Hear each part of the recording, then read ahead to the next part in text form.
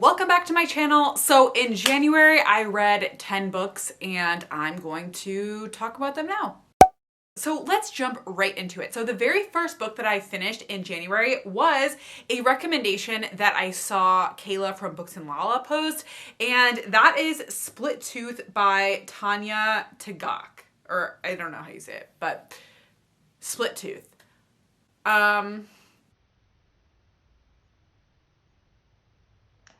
This was probably the weirdest book that I have ever read in my entire life. It was so weird. This is probably the most conflicted I've ever been in a book in terms of what to rate it, because I could not decide if I loved it or I hated it or I was indifferent about it. It was so different than anything I've ever read before. I would describe this more as like poetry than a novel. Basically, it's kind of a coming of age story about this young woman, teenager girl living in the Arctic. There's like magical realism elements. It's very sexual. If you like weird books, then maybe check that one out. Okay, the next book I listened to on Audible, and that is Cant Hurt Me by David Goggins. This one I gave 5 stars. If you're not familiar, David Goggins is like this super insane athlete, Navy SEAL, like over the top guy who like pushes himself to like the most extreme in terms of physical challenges. And I thought it was just like a really inspiring, interesting book. Definitely a book that I would recommend if you like that kind of thing. So next up, I read The Wives by Tarryn Fisher. Unfortunately, I did not like this book. I posted a whole 3-minute thriller review about this one. It was just super predictable. I feel like take all of the most stereotypical things that happen in thrillers and put them all in a book, and this is, you have The Wives. I feel like that's kind of what this book was. Yeah, so I don't want to get into too much detail, but yeah, I probably would not recommend The Wives. Next up, I read a book that is actually going to be coming up in an upcoming video, and that is Return to Sender by Fern Michaels. I listened to this one on Scribd. It was a terrible book. I would not recommend it at all. Yeah, let's leave it at that. Okay, next up we had The Woman in Cabin 10 by Ruth Ware.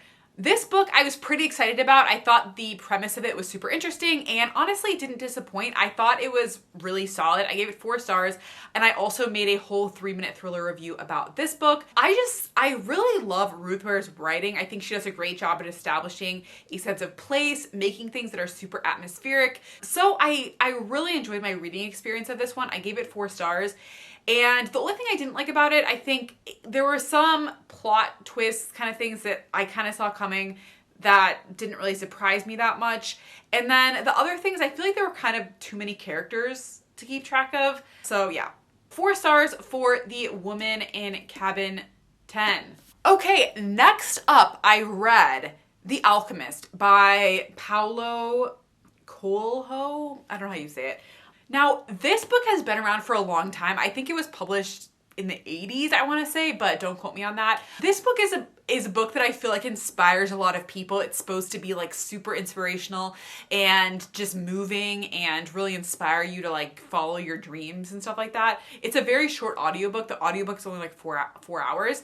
Honestly, like I wouldn't recommend it. I thought it did like have good messages in it to follow your dreams and stuff like that, but it was just boring, honestly. Like it was just not that interesting. Like it's basically a parable, so it's set in kind of like this olden time, like Egypt or somewhere. I don't exactly know where it's set, but it's like some sort of like Middle Eastern location.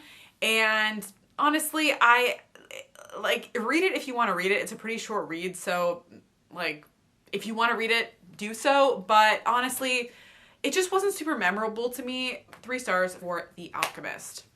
Okay, next up we have another thriller, and that is Long Bright River by Liz Moore.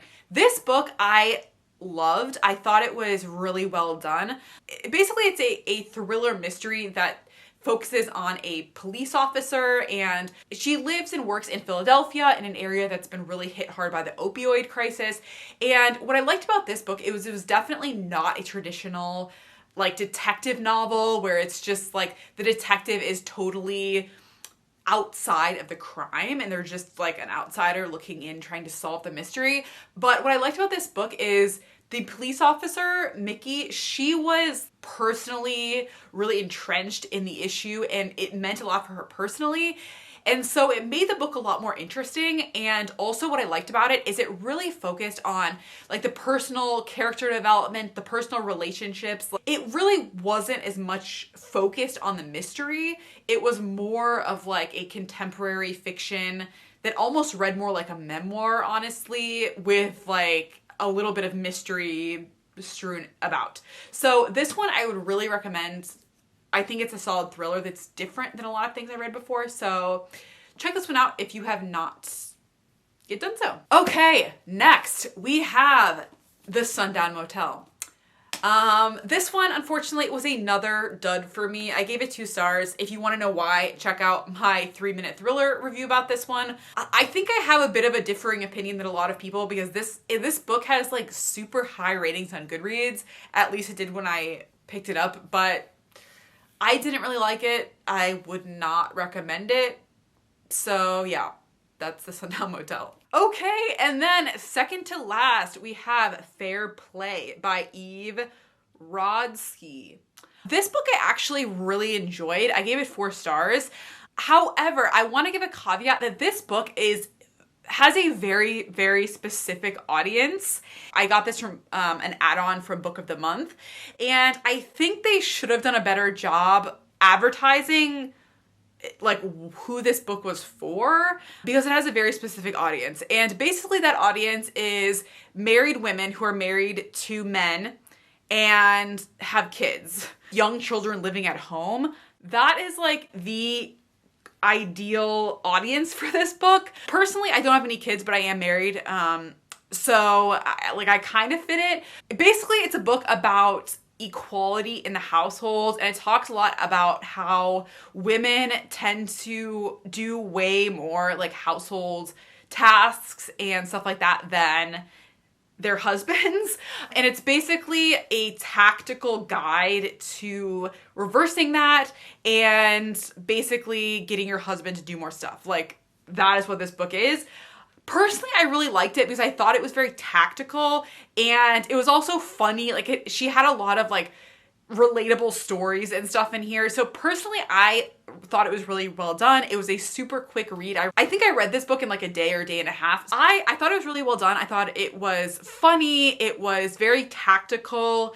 It was to the point, and I thought it was just like light and fun, but still like had good messages in it and I think could be useful to a lot of people. I think if you're single, then there's pretty much no point in reading this unless you want to just be like super proactive in case you want to get married one day and you think this would be helpful. That was number 9. Okay, and then finally I read Becoming by Michelle Obama, and I loved it. Like it was one of those books where I knew pretty much what I was expecting going into the book, and it pretty much delivered exactly what I thought it was going to. Basically, it's a memoir of Michelle Obama's life from the point of her growing up in Chicago through her school years, through her law school, becoming a lawyer, her relationships throughout her life with different guys. It talked about her time in the White House, and it kind of wrapped up with President Obama leaving the White House, was kind of like through the whole time period of the book. I thought it was light, funny, relatable, but still like more serious and had more of a inspirational message. So I thought it was a great book. I really enjoyed it. I thought it was also super interesting to get a little bit more behind the scenes of like life in the White House and stuff like that. So I gave it 5 stars, so I would definitely recommend it. That's it, you guys. I hope you enjoyed this video. If you have read any of these books, definitely let me know down in the comments. Do you have the same rating as me, or do you have a different rating for any of these books? Let me know down in the comments. And if you want to see what I'm reading in February, then subscribe, as I post reviews all month long of what I'm reading. So that's it, you guys. Bye.